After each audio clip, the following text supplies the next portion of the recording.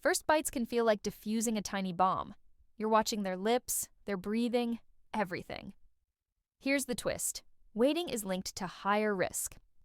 A 2025 JACI in practice study looked at real families with allergy risk. When parents followed a simple early plan, allergies at age 1 were far less common. Peanut about 5 times less common, egg about 4 times, milk about 5 times. Next up, the simple first week start most parents miss, so you can begin solids calm and confident.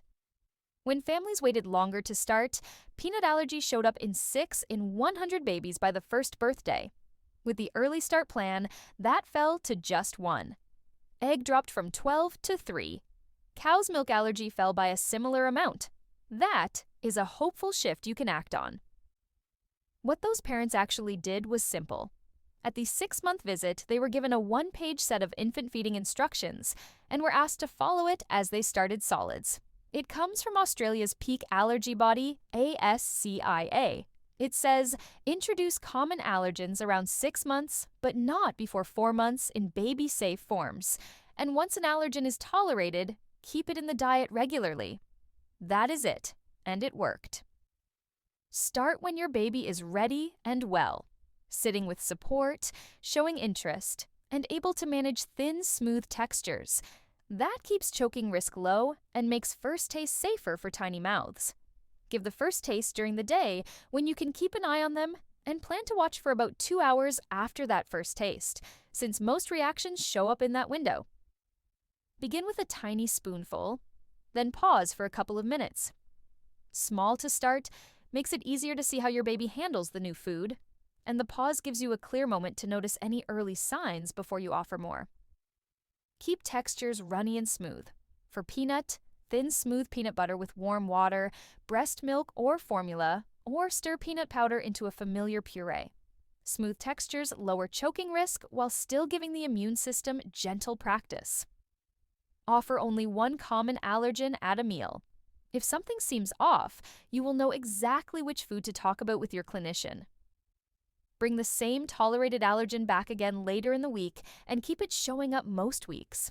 Aim to serve each tolerated allergen a couple of times each week. Regular small servings help the immune system keep recognizing the food as safe. For egg, use well-cooked forms, a pinch of mashed hard-boiled yolk in puree, or very soft, fully cooked scramble that you moisten. Small taste, short pause, then gently build. Keep egg in the weekly pattern once it is tolerated. For dairy as a food, think yogurt or a spoon of smooth cheese in a puree rather than milk as a drink. Most babies can try dairy foods with solids around 6 months, while plain cow's milk as the main drink waits until after the first birthday. That gives exposure without replacing breast milk or formula too soon. If your baby has severe eczema or a known egg allergy, talk to your clinician before the first peanut taste. Some high-risk babies may start earlier with a plan and support. Know the red flags while you stay calm. Spreading hives, swelling of lips or face, repeated vomiting, new cough or wheeze, trouble breathing, going pale or floppy. Stop and follow your plan and seek urgent care for severe signs. Most babies do well, and having a checklist in your head helps you stay steady. Why these steps matter comes down to timing and practice.